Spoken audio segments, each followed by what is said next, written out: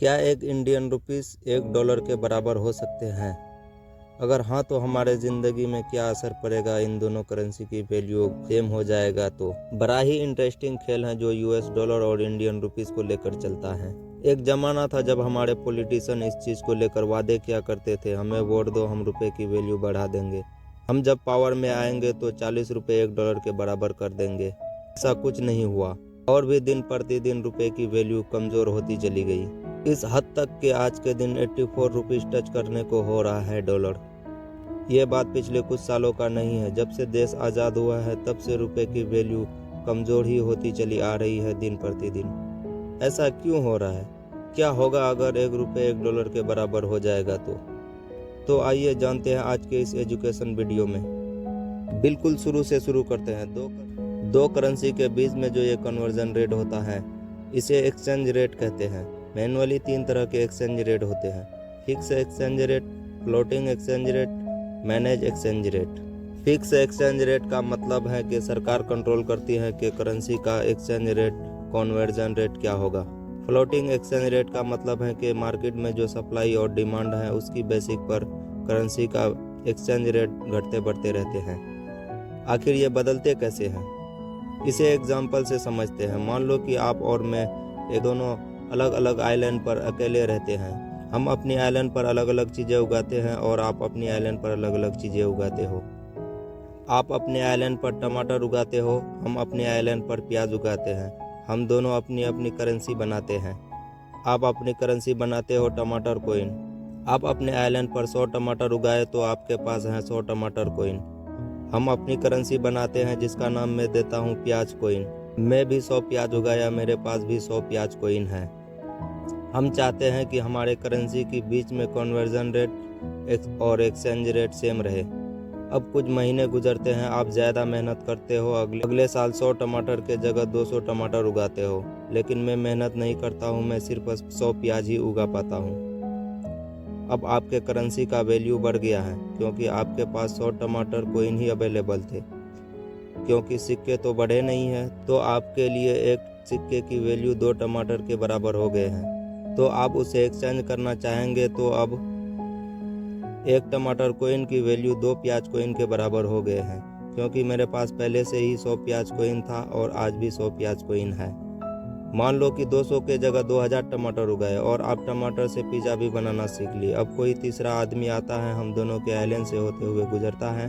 अब वो देखता है कि एक आइलैंड पर सिर्फ प्याज मिलता है और दूसरे आइलैंड पर टमाटर के साथ साथ पिज़्ज़ा भी मिलता है। तो बताइए वो आदमी किस आइलैंड पर रुकना पसंद करेगा? ऑफकोर्स वो पिज़्ज़ा वाले आइलैंड पर रुकना पसंद करेगा और पिज़्ज़ा खाना पसंद करेगा। और आप उसे कहते हो अगर आपको पिज़्ज़ा खरीदना है तो मेरे ही करेंसी में खरीदा जा सकता है।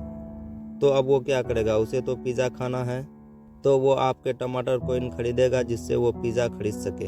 अगर वो आपके टमाटर कोइन खरीदेगा मेरे प्याज कोइन के जगह, उससे टमाटर कोइन की वैल्यू और भी ज़्यादा बढ़ेगी। वो सोचेगा मैं दोबारा जब भी पिज़्ज़ा खाने आऊँगा तो मुझे और टमाटर कोइन की ज़रूरत पड़ेगी, तो इसलिए मैं पहले से ही कुछ टमाटर कोइन खरीद के अपने पास रख लेता हूँ। वो जाकर अपने देश में बोलेगा कि देखो इस आइलैंड पर पिज़्ज़ा मिलता है और टमाटर कोइन में मिलता है। तो ऐसे में यह होगा कि हर कोई टमाटर कोइन खरीदना चाहेंगे। डिमांड बढ़ेगी टमाटर कोइन की, इससे वैल्यू भी बढ़ेगी टमाटर कोइन की, जैसे किसी और चीज़ की होते हैं मार्केट में। तो इस तरह से दोस्तों सप्लाई और डिमांड को ऊपर नीचे होने से करेंसी की वैल्यू भी ऊपर नीचे होती रहती है। आज के दिन हर कोई यूएस डॉलर खरीदना चाहता है, इसीलिए यूएस डॉलर की वैल्यू ज़्यादा है। तीसरे टाइप का एक्सचेंज रेट होता है मैनेज एक्सचेंज रेट। कुछ कंट्री कहते हैं ठीक है हम मार्केट के सप्लाई और डिमांड के बेसिक पे हमारे करेंसी की वैल्यू ऊपर नीचे होते रहने देंगे, लेकिन एक लिमिट तक। हम एक लिमिट सेट कर देंगे कि करेंसी की वैल्यू कम नहीं हो सकती 5-10% से ज़्यादा, क्योंकि इस चीज़ को मैनेज एक्सचेंज रेट कहते हैं। रियलिटी में ढेरों सारे रीज़न होते हैं करेंसी की वैल्यू ऊपर नीचे होने में। एम्प्लॉयमेंट रेट, फ्लोटिंग रेट, जो इस देश का जीडीपी कितना है, मैन्युफैक्चरिंग कितना हो रही है इस देश में, एक देश किस तरह का प्रोडक्ट बना रहा है, देश का एक्सपोर्ट कितना अच्छा है, देश इस इंपोर्ट कितना करती है, इन सारी चीज़ों से भी फर्क पड़ता है करेंसी की एक्सचेंज रेट पर। इंटरेस्टिंग चीज़ ये जानने वाला है दोस्तों कि ज़्यादातर देशों में 1970 से पहले फिक्स एक्सचेंज रेट हुआ करता था। इंडिया में भी जब देश आज़ाद हुआ था 1947 में, तब $1 1 रुपये के बराबर था। सही सुना आपने, $1 1 रुपये के बराबर था। तब ये एक ऐसा टाइम था जब दोनों बराबर थे, लेकिन उसके बाद क्यों रुपये की वैल्यू कम होती चली गई? इसका भी कारण बताता हूँ दोस्तों। 1950 में सरकार ने बहुत सारे पैसा खर्च किए देश की डेवलप पर, लेकिन इतना ज़्यादा पैसा कमाया नहीं, तो सरकार ने बहुत सारे लोन लिए बाकी देशों से।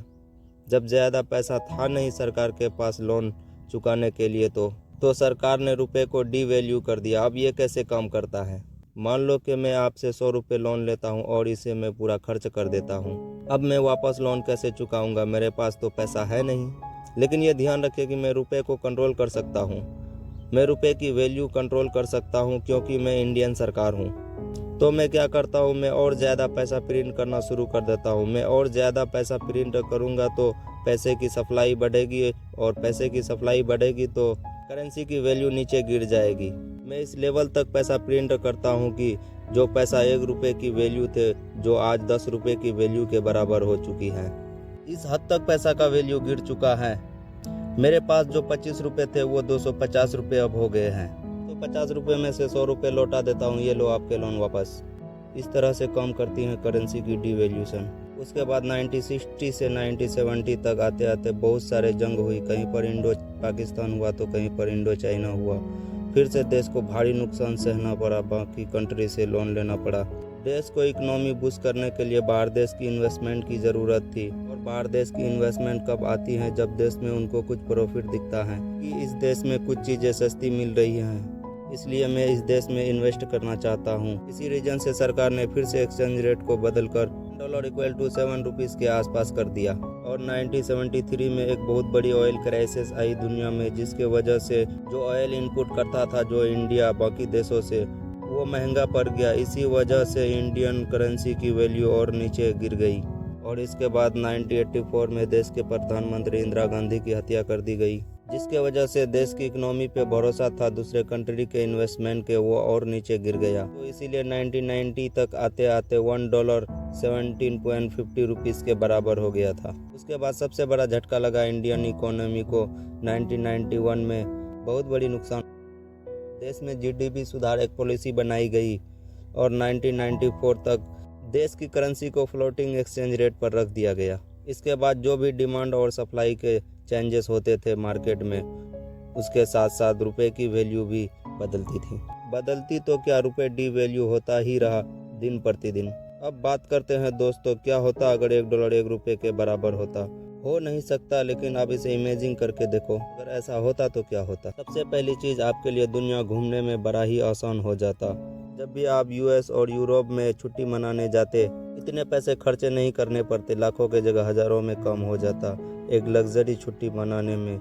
जो लग्जरी आप सामान खरीदते हैं बाहर देश से, जैसे आईफोन के प्राइस सिर्फ आपको 600 रुपये पड़ता। इतना सस्ता पड़ जाता आपको सामान खरीदना। और इंपोर्ट प्राइस भी बहुत सस्ता पड़ जाता जो सामान आप दूसरे देश से खरीदते हैं। अपने देश को पेट्रोल खरीदना बड़े सस्ते पड़ते, क्योंकि हमारे देश में सबसे ज़्यादा पेट्रोल ही इंपोर्ट होती है। अभी तक जो भी मैंने आपको बताया सुन के लगा कितना अच्छा हो जाता मेरी ज़िंदगी, कितना अच्छी हो जाती सारी चीज़ें। ये सारे बातें अच्छी है, लेकिन अगर आप रियलिटी को देखोगे तो बिल्कुल उल्टा होगा।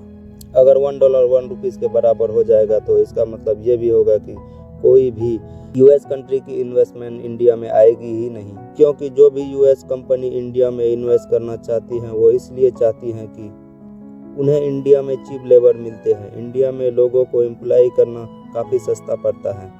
अगर वो कंपनी देखेगी कि हमारे यहाँ अमेरिका एम्प्लॉय को $700 देने पड़ते हैं पर मंथ, और सेम रेट इंडिया के एम्प्लॉय को भी देने पड़ते हैं, तो कोई भी कंपनी चाहेगी अपने देश में ही एम्प्लॉय करना है, या फिर वो ऐसे देश में जाएंगे जहां एम्प्लॉय करना काफ़ी सस्ता पड़ेगा।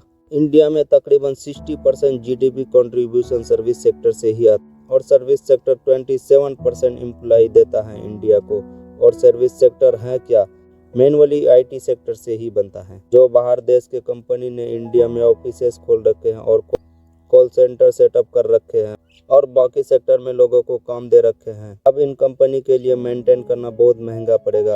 अगर $1 के बराबर हो जाएगा तो इंडियन लोगों की सैलरी बहुत ज़्यादा हो जाएगी इनके लिए, तो ये क्या करेंगे, अपनी ऑफिसेस बंद करेंगे और देश छोड़कर चले जाएंगे। जितना भी लोग इन IT सेक्टर में काम कर रहे थे वो सभी के सभी लोग बेरोजगार हो जाएंगे। इससे एक भारी बेरोजगारी देश में देखने को मिलेंगी और देश की इकोनॉमी बहुत ज़्यादा गिर जाएगी। ऐसा ही कुछ हुआ था जब 2008 में दुनिया की इकोनॉमी गिरी थी, तब बहुत सारे अमेरिकी कंपनी डूब गई थी उस टाइम पर। इन सिचुएशन को देखकर एक बहुत ही इंटरेस्टिंग सवाल उठता है यहाँ पर, क्या देश में रुपए की वैल्यू और बढ़ा देना देश के लिए फायदेमंद है, या फिर रुपए को और कमजोर बनाने में ज़्यादा फायदा पहुंचेगा देश के लोगों को? तो फिर क्या सही है देश के लिए, एक स्ट्रॉन्ग रुपीस या एक वीक रुपीस? इसका जवाब देना इतना आसान नहीं है दोस्तों। आमतौर पर क्या होता है कि जो कंट्री एक्सपोर्ट ओरिएंटेड होते हैं वो कंट्री अपने करेंसी को वीक रखते हैं।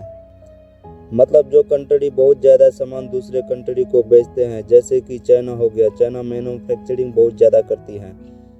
अब यहाँ चाइना चाहेगी कि वीक करेंसी हो मेरी, जो बाकी कंट्री जो सामान खरीद रही है हमारे, उसको सस्ता पड़े सामान खरीदना और वो मेरे ही कंट्री से सामान खरीदे।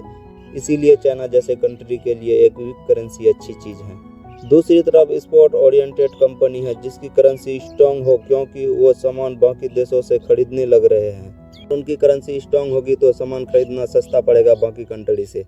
आज के दिन बहुत सारे ऑयल इंपोर्ट कर रही है इंडिया दूसरे कंट्री से। अगर की करेंसी स्ट्रांग होती तो बहुत सस्ता पड़ता ऑयल इंपोर्ट करना। अब इंडिया के क्या है सिचुएशन, इंडिया एक्सपोर्ट ओरिएंटेड है या फिर इंपोर्ट ओरिएंटेड है? अगर इन्हें देखा जाए तो इंडिया इंपोर्ट करती है 514 बिलियन रुपीस की और इंडिया एक्सपोर्ट करती है 330 बिलियन रुपीस की। इसका मतलब ये हुआ कि इंडिया एक इंपोर्ट कंट्री है। अब आप समझ गए होंगे कि करेंसी की वैल्यू कैसे ऊपर नीचे होती है। वीडियो अच्छा लगा तो एक प्यारा सा कमेंट कर दीजिए और ऐसे ही एजुकेशनल वीडियो देखने के लिए चैनल को सब्सक्राइब कर लीजिए, क्योंकि हम ऐसे ही एजुकेशन वीडियो लाते रहते हैं जो आपके ज़िंदगी में मायने रखती हैं।